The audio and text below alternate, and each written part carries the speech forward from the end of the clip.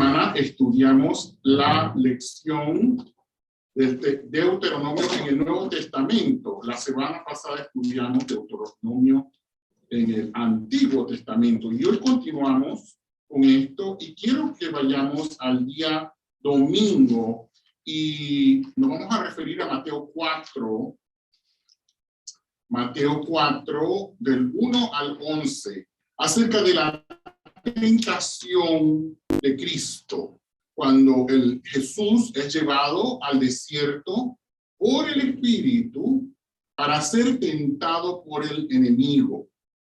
Entonces, quiero que pensemos un poquito, porque el primer punto que deseo resaltar es el hecho de que Jesús fue guiado por el Espíritu. Sin embargo, ¿cómo nos enseña Jesús a orar? A mí lo que más me llamó la atención es el hecho de que, aunque tenía todos los argumentos, Jesús no discutió con Satanás. Para allá vamos, pero ¿cómo nos enseñó Jesús a orar? Cuando nos enseñó a orar, ¿qué dice? ¿Qué dice? La oración modelo. Sí, la oración modelo, ¿cuál es? Padre nuestro. Sí. Ahora, santificado sea tu nombre. Ajá. Venga a nosotros tu reino. Ay, ¿qué más? Que hágase tu voluntad, en el cielo y en la tierra. Ajá. El pan nuestro de cada día, danos hoy. Ajá. Y es la parte que viene, es la que me interesa. Y perdona, que lo dije muy lento y no me sale. Pan nuestro de cada día, danos hoy.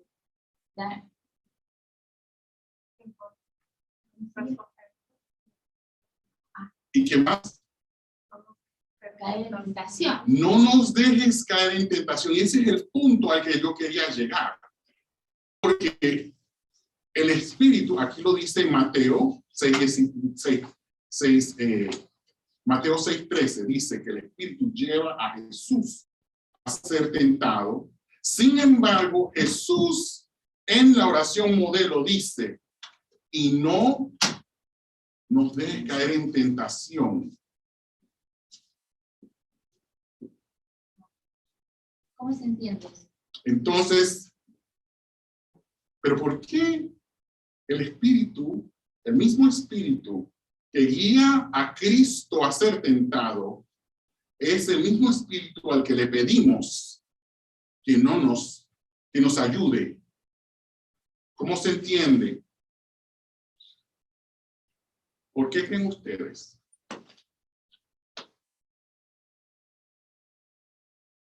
Era necesario que Jesús pasara por él. Ajá, ¿por qué? ¿Por qué era necesaria la tentación de Cristo? Para enseñarnos que se puede vivir sin pecado. ¿Cómo? No soltándonos de la mano de Cristo. Ahí está, bueno, ustedes saben la respuesta. El sentido de misión de Jesús. Nuestros hijos aprenden mejor cuando nos ven. No solamente cuando aprenden algunos, si son receptivos a cuando le hablamos, pero ellos nos ven todos los días. Y ellos nos ven cuando nos enojamos, cuando nos alegramos, cuando estamos en todo momento, y ellos aprenden directamente. Entonces, la misión de Cristo era enfrentar misión contra el enemigo, contra el mal.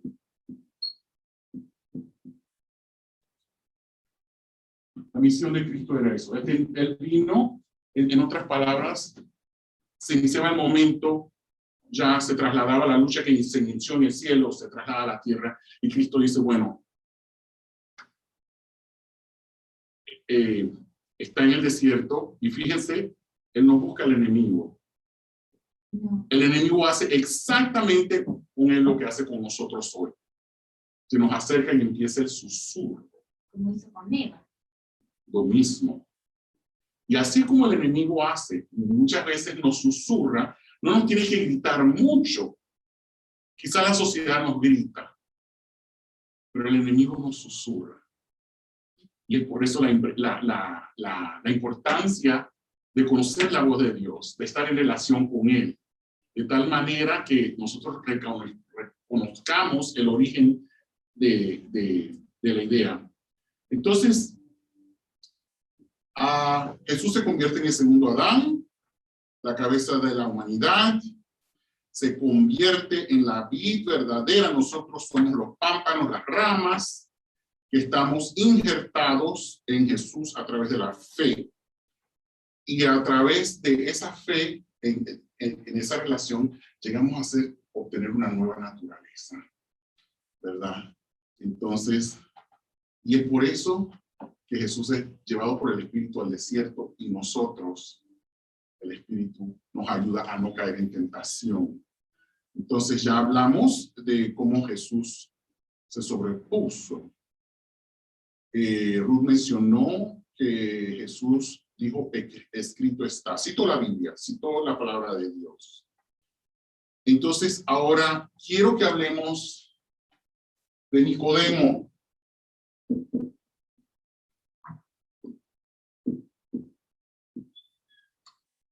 Porque aquí Jesús cita la palabra de Dios. ¿Qué pasa acá? Porque aquí no arguye y aquí sí. Nicodemo, en el caso de Nicodemo. No habla de que debemos hacer de... Ajá, pero ¿por qué? ¿Por qué no hay discusión con el enemigo y sí hay argumento con Nicodemo? Porque Nicodemo está en su corazón en la batalla de elección, ¿no? Y no discute, le presenta. Creo que no le discute. Le presenta con seguridad. Ok. ¿Alguien más? Nicodemo. Hablemos de Nicodemo. Cuéntame de Nicodemo. Nicodemo conocía. Bueno, Satanás también conocía. Ok, otro argumento. A ver. La esquina de acá, dígame algo. No me sonríe. Yo quiero escuchar su idea, su postura. ¿Qué con Nicodemo? ¿O qué piensan ustedes? Aquí no hay malas preguntas. Él estaba seguro de que Jesús era el Mesías, pero tenía demasiados peros, por algo se acercó de noche. Ok, Nicodemo se acerca de noche, tenía muchas interrogantes. ¿Qué más? Pero había algo en Nicodemo. ¿Qué creen ustedes que tenía Nicodemo? ¿Qué lo diferencia del enemigo? Creo que ahí le di la respuesta. La disposición.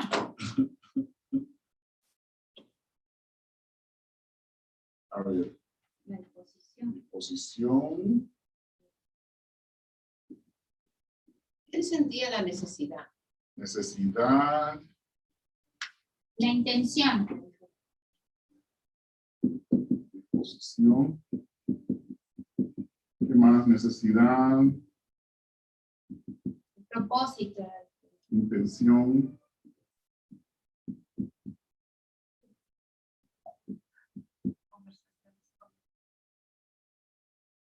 ¿Cómo se llama eso? ¿Cómo se llama eso cuando tenía una conversación con Dios? ¿Cómo se llama cuando nosotros Una relación. Cuando le hablamos a Dios, decimos todo? Ok, hay una relación, claro. Relación íntegra. Hay una relación. Hay una relación y hay una relación, yo voy a escribir aquí, honesta. Profundo. O sea, él quería respuestas para luego decidir. Él ya las tenía. Y digo entre comillas, porque es imposible que un ser creado pueda tener respuestas que su creador no la haya compartido, que no le haya participado. Entonces vemos la disposición de Nicodemo, que es completamente diferente. Entonces, y recordamos el pasaje en Mateo 7:6, que de cómo compartimos la verdad con las personas, y Jesús es bien categórico y dice, bueno, uno no le comparte a los perros lo que es sagrado, y uno no le tira las perlas a los cerdos. Y lo que está diciendo es que el enemigo ya había quemado su mente, que estaba completamente decidido. Y estaba empeñado, ya estaba decidido. Era un caso cerrado. Sin embargo, Nicodemo fue con mucha precaución en la medida de sus limitaciones y se mantuvo abierto a la verdad. El propósito de Satanás era desafiar y llevar al fracaso la misión. La venida del Mesías, sí, guardar la venida del Mesías. Entonces, tenemos que Jesús cita la palabra de Dios, que corta más que una espada de doble filo, dice que hasta el tuétano, se hacen hasta el tuétano de los huesos. Entonces, ¿por qué cita Jesús la Biblia? Si sabemos que la Biblia, la palabra de Dios, corta hasta es capaz de llegar a donde nada más lo ha podido. Porque Jesús presenta la verdad. Entonces la presenta como está. ¿Acaso no pudo haberse ido Jesús, haberlo ignorado? Haberse quedado callado, no proferir, porque lo hace después con Pilato y Caifás y todos ellos. Pero es esta actitud, este comportamiento con el enemigo que llama mucho la atención. Entonces, ¿acaso que Jesús no quería redimir al enemigo? Querría de querer. Ya había el tiempo de ella, no sé si lo voy a decir también, pero el tiempo de Satanás ya estaba o sea, él ya de su misma decisión lo condenó ya desde para siempre. No era su intención, no era su actitud, no demostraba. No, pero no dice la hermana White que Satanás todavía tuvo oportunidades hasta que Jesús murió en la cruz. Sí, hay citas del Espíritu que lo declaran. Y yo creo que hasta dónde, quiero que pensemos un poquito del límite. Voy a escribir aquí. Yo creo que lo voy a escribir con rojo, porque esto lo tenemos que entender. Límite.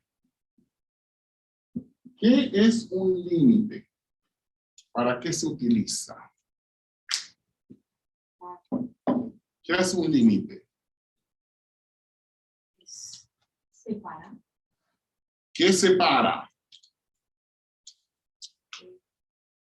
Los límites de un país, A ver, o sea, la frontera. ¿qué marca? ¿Qué demarca? Un territorio. Marca un territorio. Y ese territorio saca lo malo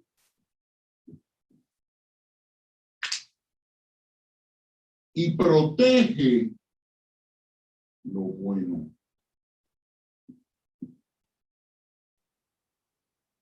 Para eso es un límite.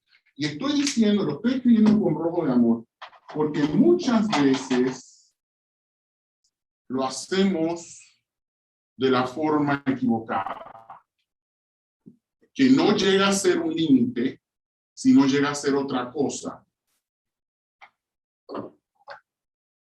llega a ser más abuso, más coerción, más miedo y más mentiras.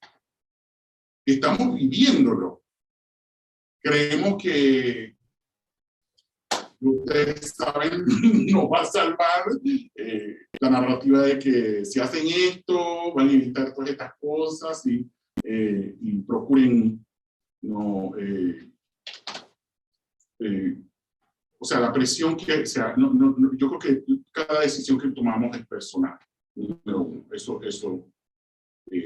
Pero lo que hay detrás de la decisión, que es una coerción, allí no hay un límite, ahí hay un abuso.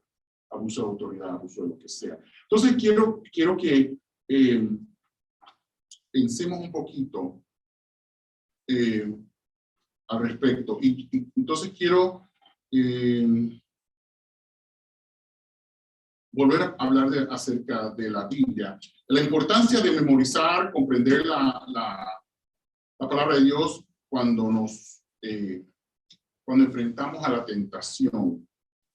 Entonces, va a ser de gran aliento el citar la palabra de Dios.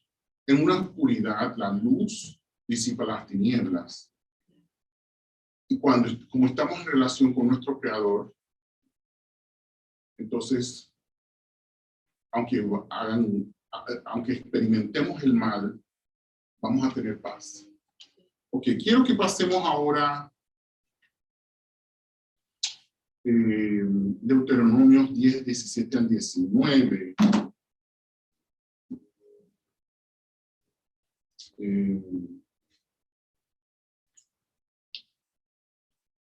A ver, quiero ver si lo puse en el... Leo.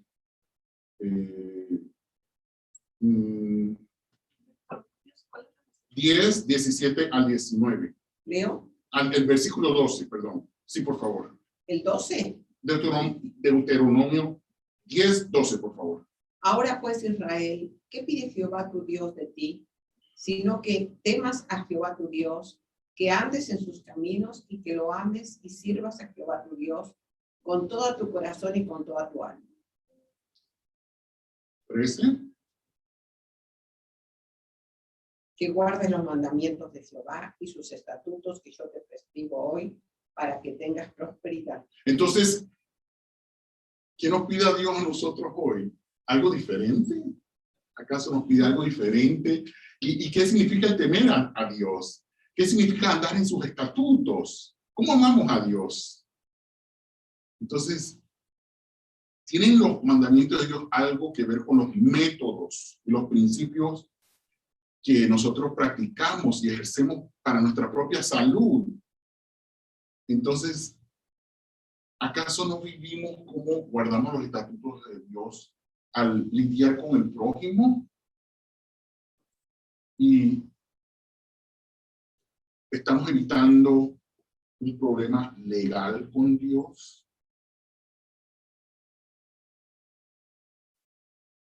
O el quebrantar la ley de Dios nos daña, nos cercena realmente. Versículo 14.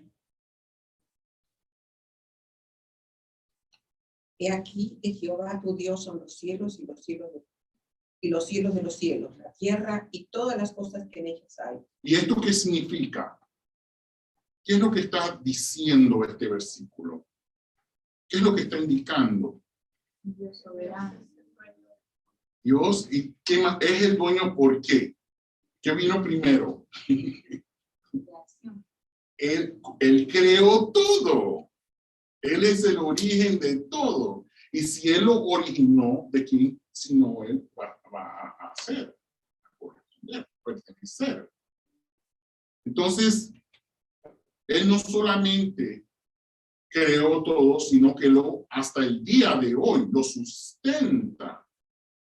O sea, si ustedes se dan cuenta, la sociedad al rechazar a Dios está cometiendo un desacato muy, muy dañino para sí misma.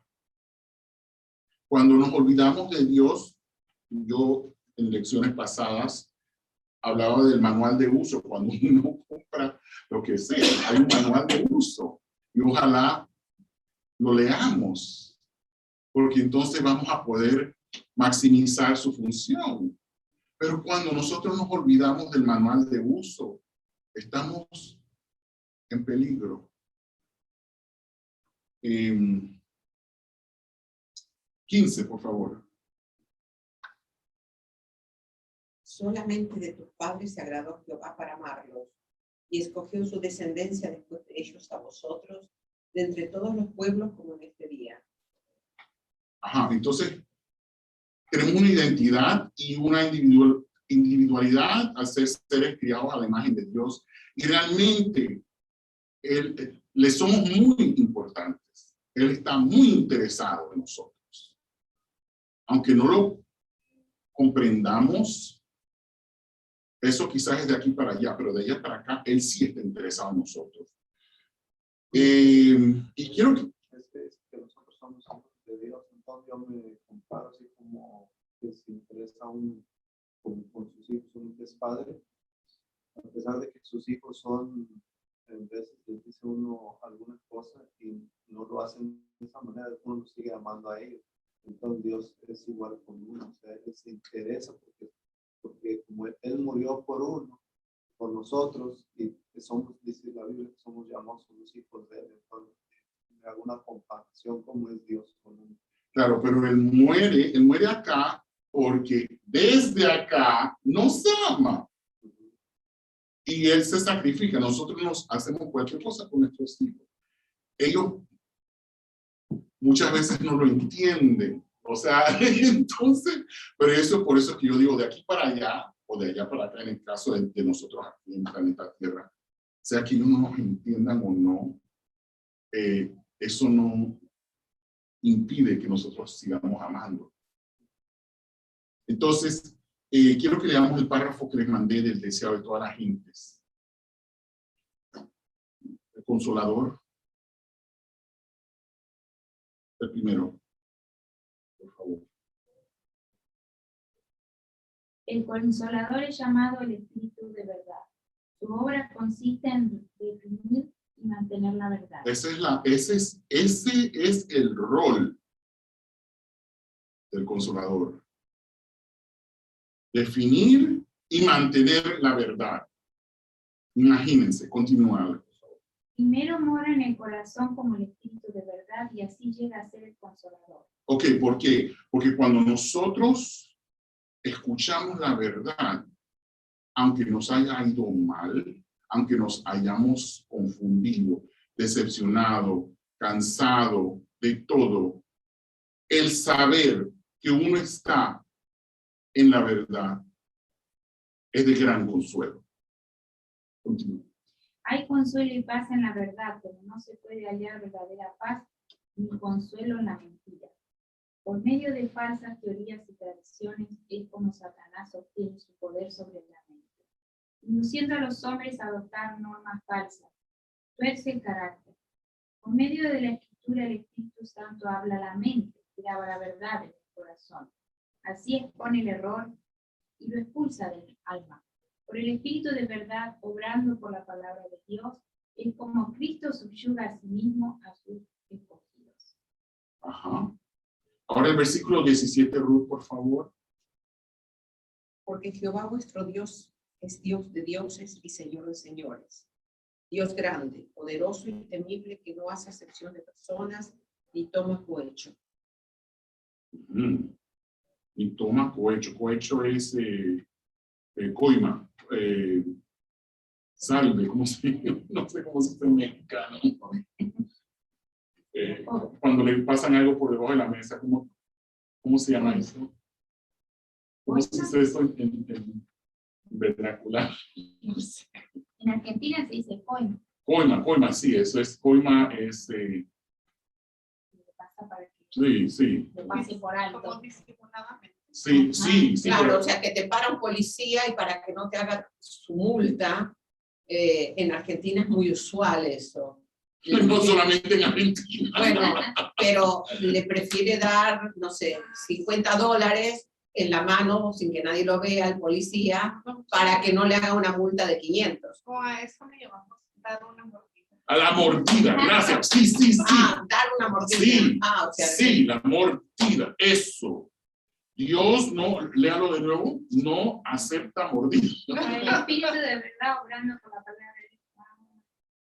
17, Ruth. Porque Jehová vuestro Dios es Dios de dioses y Señor de señores, Dios grande, poderoso y temible, que no hace acepción de personas, ni toma cohecho. Ni toma mordidas. Él no necesita de eso. Él no necesita tomar mordida alguna. Él lo que está interesado es en la transformación de nuestros caracteres. Él no está interesado en ganar una batalla penal legal, que es lo que Roma, España y todas las perspectivas del enemigo han tratado de introducir en nuestras mentes. Si ve cómo Satanás le presentó, que le dijo que si lo se postraba y le daba a todos los reinos de este mundo, porque Dios ya sabía que él había creado todo, o sea que que Dios estaba preparado, que no lo iba como a engañar por eso le decía en el desierto, que escrito está. Claro, porque el Satanás le dice, sí, tú no lo hiciste, pero aquí mando yo. ¿Se dan cuenta de la trampa? ¿Cómo lo trató y su intento? Aquí mando yo. Sí, tú no lo hiciste, pero aquí mando yo, esto es mío, este es mi terreno. Entonces, y Dios no hace acepción de personas. Y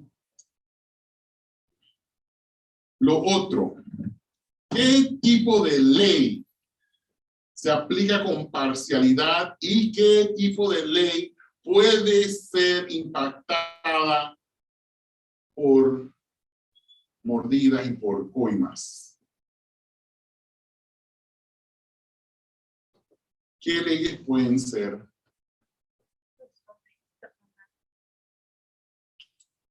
Completamente. Y eso es lo que abunda. Las leyes humanas fundamentadas en el miedo, porque las leyes fundamentadas en los principios eternos no pueden ser compradas. Nosotros no podemos con dinero comprar el oxígeno, el que podamos respirar. Eso jamás va a ocurrir. Los millonarios, ¿cómo se llamaba el que murió de cáncer, creo que pancreático, de la computadora? Jobs, Steve Jobs. Steve Jobs. Steve Jobs hizo un escrito realmente declarando Que de nada le servía todo. de nada le servían todos los millones. Esto no es un asunto, esto es un asunto de ley. Él decía que con todo su dinero del mundo, nadie podía reemplazarlo en su lecho de dolor. Y de muerte. De muerte. Eventualmente el hecho de muerte. Que nadie podía estar ahí. Correcto, entonces nos damos cuenta que aquí hay evangelio, aquí hay buenas nuevas. El 18, por favor. Que hace justicia al huérfano y a la viuda, que ama también al extranjero, dándole pan y vestido. Entonces, y esto es lo que, aquí es donde se manifiesta la ley de Dios. El amor hacia el prójimo. Y el amor hacia el prójimo no se puede legislar. El amor verdadero de Dios no se puede legislar. Nadie le puede decir a usted, tiene que ir a donde el vecino y tiene que darle tanto o cuánto o qué sé yo. Nadie puede. O cuando uno está en la calle o ve un accidente, nadie le va a decir a usted está obligado a bajarse y a socorrer. No. Porque lo hemos visto cuando hay accidentes. Hay personas que se detienen y hay otros que pasan de largo. Entonces, ¿cómo ocurre esto? ¿Cómo ocurre esto? Solamente a través de la transformación información. Vamos a seguir leyendo lo de los Gálatas. Les mandé el párrafo. Les mandé el párrafo en Gálatas, allí. Despuésito, el segundo párrafo, creo. Tontos, Gálatas. Léalo, por favor. No lo he encontrado. Sí, tonto Gálatas. Ahí está, si lo escuchan, si vi que lo tenía, acuérdense, si digo tontos, ahí está. Así inicia la cita. Tonto Gálatas. ¿Quién ha nublado Sus mentes, perdón, aquí se me fue el dedo. ¿Quién ha nublado sus mentes y confundido sus pensamientos de tal manera que preferirían la mentira a la verdad? Ante sus propios ojos, Jesucristo fue claramente representado como crucificado y como el único remedio para nuestras mentes infectadas por el pecado. Me gustaría saber una sola cosa de ustedes. Recibieron el Espíritu Santo de amor y verdad y experimentaron su poder sanador, rituales y observando reglas, o fueron entretenidos viendo la verdad que escucharon. Son realmente tan tontos que pensaron que después de experimentar el poder sanador del Espíritu, que vino solo por la confianza, ahora pueden completar el proceso de curación por sus propios esfuerzos y espíritu. Realmente han ido tan lejos en el uso del tratamiento por nada. Y no sirve de nada, persisten en tratar de curarse a sí mismos. Es porque observan un conjunto de reglas que Dios ilumina su mente con su espíritu, transforman milagrosamente su carácter, o es porque han sido ganados para confiar en la evidencia de Jesús que Jesús reveló. Consideren ahora, confió en Dios y su confianza fue reconocida como justicia. La desconfianza causada por las mentiras de Satanás había sido eliminada y por medio de la confianza fue dotado de un nuevo corazón, motivos correctos y principios semejantes. Muy bien. Entonces, Sigue. ¿sí? ¿Sigue? Sí. Me platico que pues tener más. ¿Quieres que yo siga? Sí, por favor. Sean claros en esto. Todos aquellos que confían en Dios como Él experimentan la misma transformación de carácter y son considerados hijos de Abraham. Las Escrituras predijeron que Dios arreglaría a los gentiles consigo mismo por medio de la confianza. Al igual que Abraham, le anunciaron esta increíble buena noticia a Abraham. Todas las naciones, pueblos y grupos étnicos serán bendecidos por medio de ti. Así que los que confían en Dios experimentan sanidad de corazón y de mente, al igual que Abraham que confió en Dios. Todos los que tratan de recuperarse y experimentan la unidad con Dios observando ciertos rituales o siguiendo un guión escrito u obedeciendo un conjunto de reglas son abandonados a su propio destino, porque está escrito, abandonado a su propia elección, es todo aquel que falla en lo más mínimo en hacer todo lo escrito en el libro de la ley. Claramente nadie es sanado y puesto bien por Dios trabajando para seguir un conjunto de reglas, porque los que están bien con Dios viven por confianza. La ley escrita, tal como la aplican los judíos, no se basa en la confianza, por contrario, se basa en el rendimiento individual en los intentos de curarse a sí mismo, como está escrito. El que trabaja para salvarse a sí mismo vivirá con miedo y solo empeorará. Cristo nos salvó de donde nos deja la ley, diagnosticados como terminales y abandonados a morir al ser él mismo abandonado en la cruz para restaurarnos a la confianza y purgar a la humanidad de la infección del egoísmo y la muerte. Porque está escrito, abandonado a morir es todo aquel que está colgado de un árbol. Él nos salvó de un sistema de obras inútil y centrado en sí mismo para que las bendiciones del amor, la vida y la libertad dadas a Abraham pudieran llegar a los gentiles medio de Jesucristo, para que por medio de la confianza pudiéramos recibir la iluminación, renovación, regeneración completa del corazón y la mente que viene por el Espíritu. Muy bien, entonces tenemos esto. Por esta cita, no entendemos que las teorías penales legales, esa perspectiva, no funciona. ¿Qué significa eso? El que tiene cáncer no puede curar al prójimo. No puede. El que tiene cáncer necesita ser sanado. Él mismo. Sin embargo, el enemigo ha sido muy astuto y ha dicho, no, no, no, no. Y no solamente la iglesia popular, hay otros protestantes que creen lo mismo en el bautismo de los muertos. Y uno dice, pero ¿cómo esto? Si vamos a la raíz, aquí está la raíz. El enemigo ha sido muy astuto en decir, no, pero si tus antecesores, si tus progenitores se portaron bien y contribuyen y hacen buenas obras, fíjense que todo es un asunto de obras. El enfoque hacia las obras es un enfoque completamente satánico y destructivo. No es un enfoque de eternidad, mucho menos de amor. Y es esto lo que Cristo vino a erradicar, sacar de raíz esta perspectiva. Y él está buscando la relación para poder lograr la transformación. Y vemos que cuando tenemos un mal, el mal es la punta del témpano del hielo. Es el resultado de lo que se está gestando abajo, lo que no vemos. Y por eso es que la palabra de Dios lo dice, que Dios ve el corazón. Él no va a ver las conductas.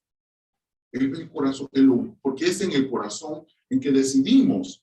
Es en el corazón en que tenemos todo esto, se ve todo esto. Siempre. Entonces, y no solamente quiere Cristo erradicar esa condición, sino la quiere llenar con su espíritu. Entonces, por eso es que cuando uno entra en relación con Jesús, el hombre muere. La perspectiva humana muere, fallece. Y por eso es que ya no vivo yo, sino vive Cristo en mí. Y esto lo habíamos establecido la semana pasada de esta manera. Yo, al poner a Dios adentro, mi corazón pasa de mortal, limitado, a inmortal, a eterno. Porque estoy conectado, aquí estamos enchufes, estoy conectado a la fuente de todo lo que es bueno y eterno.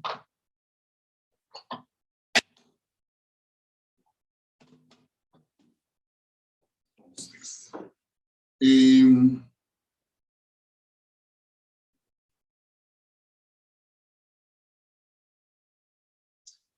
quiero que pasemos al día miércoles a hablar acerca de el pacto y el ministerio de Jesús. 3 cosas. Moisés, que representa, aquí Moisés, Jesús. el Cordero,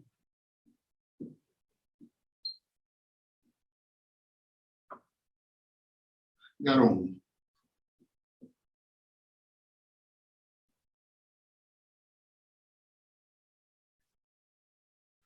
Aarón lleva tilde, no me acuerdo.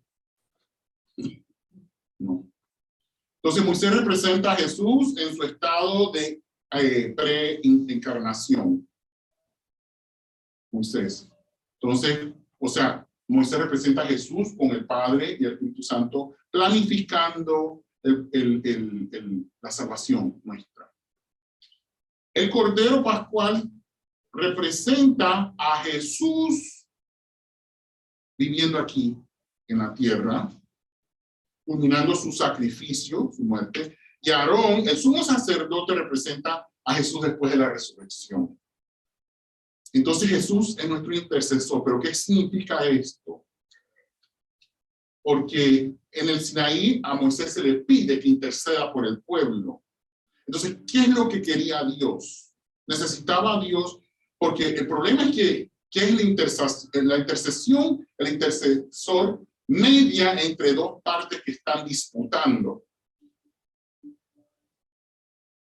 Entonces, y Dios intercede, no está intercediendo. ¿Y dónde está intercediendo Dios? Lo voy a escribir aquí. Dios como intercesor.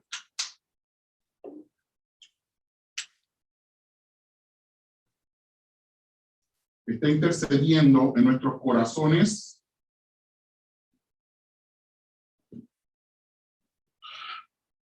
en nuestras mentes.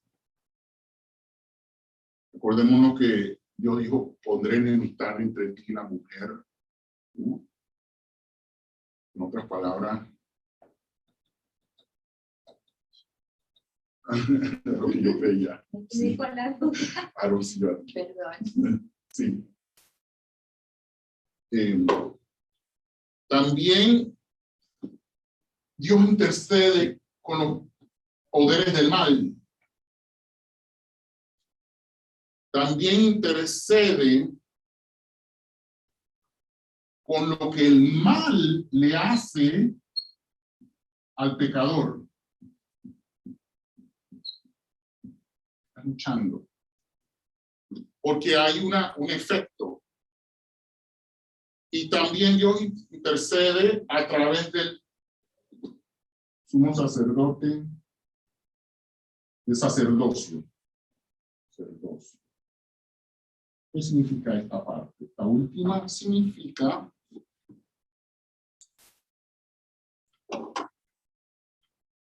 lo que está haciendo es tratando de sanar y restaurar, colocar su carácter en nuestros corazones para transformarnos. Entonces,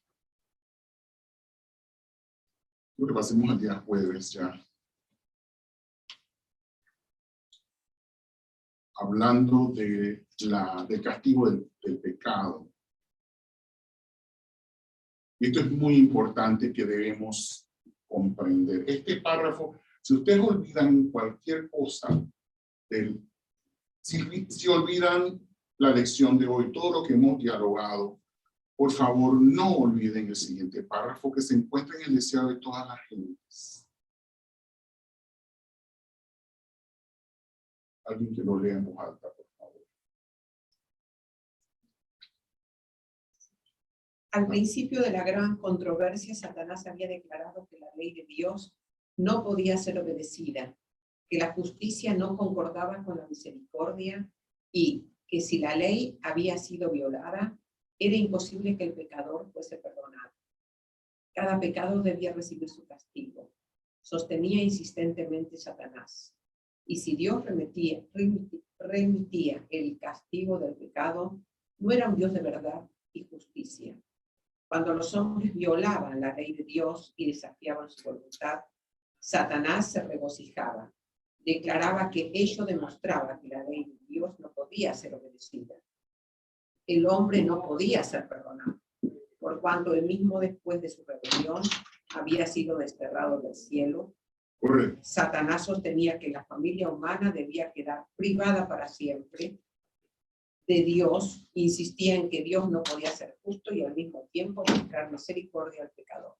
Entonces, ¿de quién era la gran idea?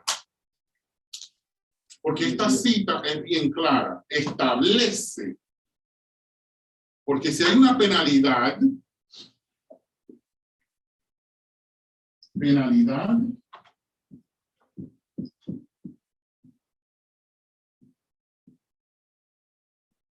castigo. ¿Y quién dijo esto? Aquí la cita lo está diciendo en el deseo de todas las gentes. A ver, de nuevo. De nuevo. Al Ay. principio de la gran controversia, Satanás había declarado que la ley de Dios no podía ser obedecida, que la justicia no concordaba con la misericordia y que si la ley había sido violada, era imposible que el pecador fuese perdonado. Cada pecado debía recibir su castigo, sostenía insistentemente Satanás. Y si Dios remitía el castigo del pecado, no era un Dios de verdad y justicia. Cuando los hombres violaban la ley de Dios y desafiaban su voluntad, Satanás se regocijaba. Declaraba que ello demostraba que la ley de Dios no podía ser obedecida. El hombre no podía ser perdonado, por cuanto él mismo, después de su rebelión, había sido desterrado del cielo. Satanás sostenía que la familia humana debía quedar privada para siempre del favor de Dios. Insistía en que Dios no podía ser justo y al mismo tiempo mostrar misericordia al pecado. Entonces, ¿de quién es la idea? De Satanás. Y fíjense que es tan astuto, que él llega y como le susurra a Jesús al tentarlo, él le dice a todas las huestes celestiales y terrenales, bueno, Dios es así. Dios es así. En otras palabras, él culpa a Dios del mal. Él está imputando a Dios algo que no es, algo que no le corresponde. Él está diciendo, Dios es injusto, Dios no es amor. Si fuera amor, ¿por qué hay tanto sufrimiento? ¿No se dan cuenta? ¿Por qué los malos se salen con la suya? Y esto lo vemos todos los días en todas partes. En todas partes uno ve que el mal triunfa, y el mal triunfa, y el mal triunfa, y uno dice, ¿dónde está Dios? Ay Dios, ¿por qué me mandas ir? ¿Y por qué, Dios mío? ¿Por qué, Dios mío? Y por eso, ¿cuándo fue que en enero o en febrero? No me acuerdo, que hicimos una gira al Museo del Holocausto y hablamos acerca de Dios y el sufrimiento. Entonces, vemos que esta idea penal es fraguada por Satanás, no por Dios. Dios no necesita un sacrificio y Dios está buscando una transformación. Dios está buscando esto, la transformación.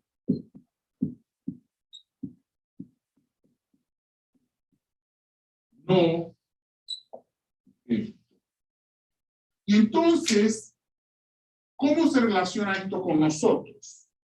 Cuando hablamos de 1844 de la intercesión, entonces, esto queda atacado por esta perspectiva. Y por eso es que se dan cuenta que muchas personas que escuchan el evangelio y lo reciben, dicen, yo no me quiero morir, yo no quiero que Dios me destruya. Escuchen la narrativa, escuchen la narrativa. Yo no quiero que Dios me destruya. Yo quiero ir al cielo. Yo quiero ser feliz. Pero como Dios va a castigar a los malos, escuchen esta narrativa. Como Dios va a castigar a los malos, a los que transgreden su ley, yo me voy a portar bien. Entonces, en lugar de un enfoque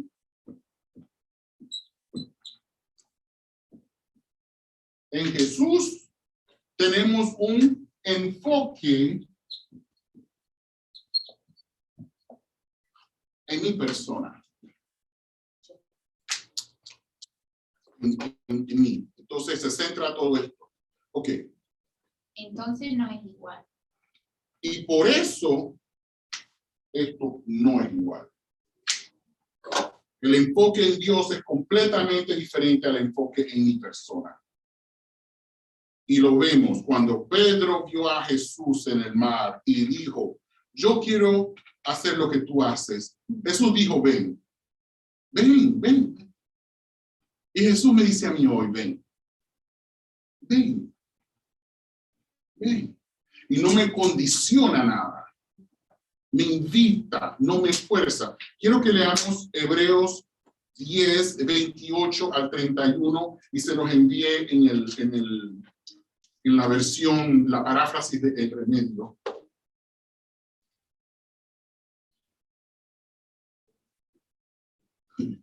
Para portugués. Podemos leer en español también. ¿Hebreos cuánto? No, es que lo mandé en otra versión. Una versión especial. Oh, está bien. ¿Hebreos 10 cuánto? Ese párrafo. Ahí está, 28. Sí, todo eso. En la obra de teatro simbólica que fue diseñada para revelar la verdad acerca de Dios y su plan para sanar, cualquiera que rechazara el guión de Moisés fue despedido del grupo en el testimonio de 2 o 3 testigos. ¿Cuánto más segura será la muerte agonizante para aquellos que rechazan al Hijo de Dios? El único remedio para nuestra condición terminal, que traten como venenosa la verdad sanadora que su muerte reveló y que rechazan el Espíritu de Dios que ilumina la mente con este remedio que salva vidas. Porque conocemos a aquel que dijo, depende de mí determinar cuándo alguien está más allá de la curación, cuando alguien ha rechazado la única cura curativa. Decidiré cuándo dejarlos ir. Y de nuevo, el Señor diagnosticará con precisión a su pueblo. Será horrible para aquellos que siguen siendo enemigos de Dios experimentar su bondad revelada y darse cuenta de todo lo que han rechazado y experimentar todo el peso de su propia culpa. Ok, entonces vemos, obrigado, entonces vemos que esto es un asunto de decisión en libertad, decisión en amor, no en coerción, no en miedo. No hay miedo, no puede haber miedo. Ustedes se imaginan los 3 varones hebreos con miedo ante Nabucodonosor. Ellos se hubieran postrado. Y por no postrarse, además de ellos, Daniel, que fue al foso de los leones y sobrevivió, por ese testimonio, Nabucodonosor se salvó. La importancia nuestra es de conectarnos a la fuente de todo lo que es eterno y amor. Y ahí ven nuestra seguridad. Esa es nuestra seguridad, esa es nuestra salvación. Es la única, porque es esa la que va a efectuar la transformación de nuestros caracteres, que es a eso lo que Cristo vino.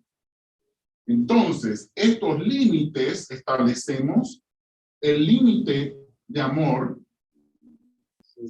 erradica lo malo y mantiene lo bueno. Cuando le decimos a nuestros hijos, por favor, ten cuidado por eso. Pero cuando ellos lo entienden, cuando lo entienden de verdad, entonces lo reciben.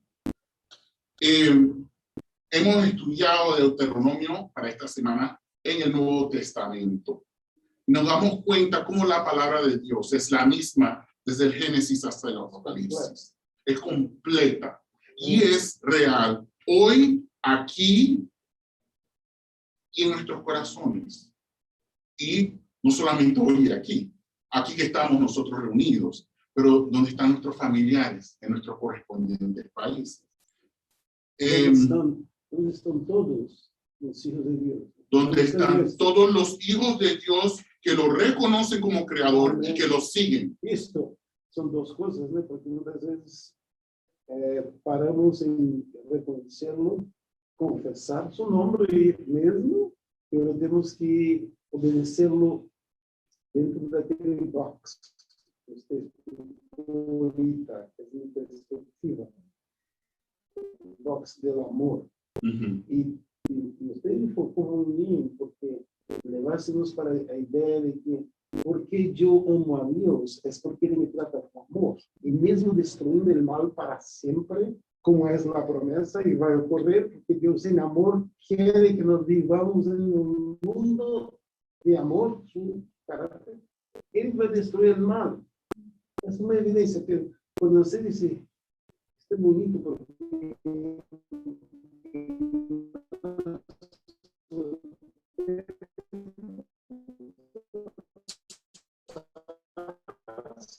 en nuestras casas, nós somos evangelho por miedo.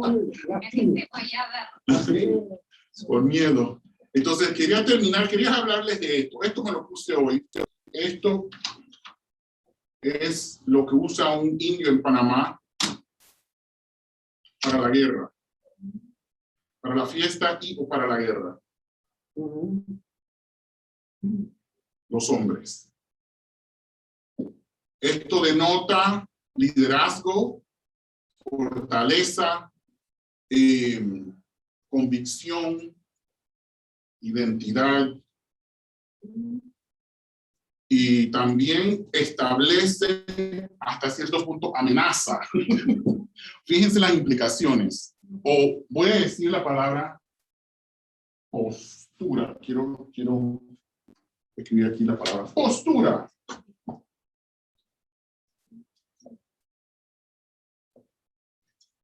Postura. Estos son bolitas y se conectan con un hilito de nylon. Es hecho a mano.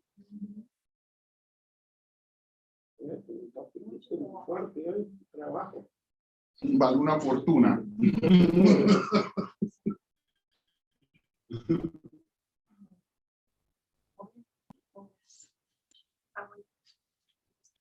Sí, es muy vestidor, es muy elegante, pero ¿Las mujeres usan?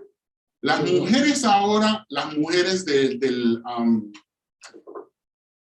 las indias usan, pero este es para hombres. Claro, que ahora más y más la sociedad occidental lo ha utilizado para las mujeres. Y han utilizado brazaletes y todo tipo Porque yo ahora que lo toqué, recuerdo que una vez Leslie, no sé dónde compró, no sé si fue en Hawái, o dónde, pero tenía un brazalete. Un brazalete, claro, claro. Eso viene de allá, sí, se mide en la muñeca y eso. Ajá, o sea, con esas mismas Con esas mismas bolitas, sí, claro. con dibujos de flores, o sea, hacen Sí, diseños. diseños. Estoy usando esto porque quiero hacer hincapié en el hecho de que nosotros tenemos formas como cristianos, en vez de usar algo visible, lo que se va a ver es nuestra conducta, cómo nos comportamos en medio de la presión. Cuando la vida nos aprieta, ¿qué va a salir de nosotros? Y va a salir lo que llevamos por dentro. La tentación de Cristo fue apabullante, pero es la misma tentación que se me hace a mí hoy. Y de la misma manera podemos triunfar. Entonces vamos a orar.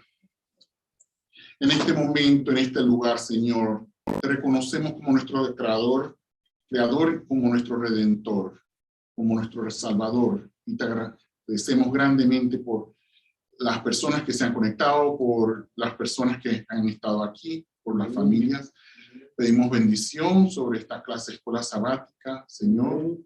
Y en esta semana que representemos tu carácter de la mejor manera, para honra y gloria tuya, Señor, en un mundo que perece de miedo y de confusión, en el nombre de Jesús. Amén.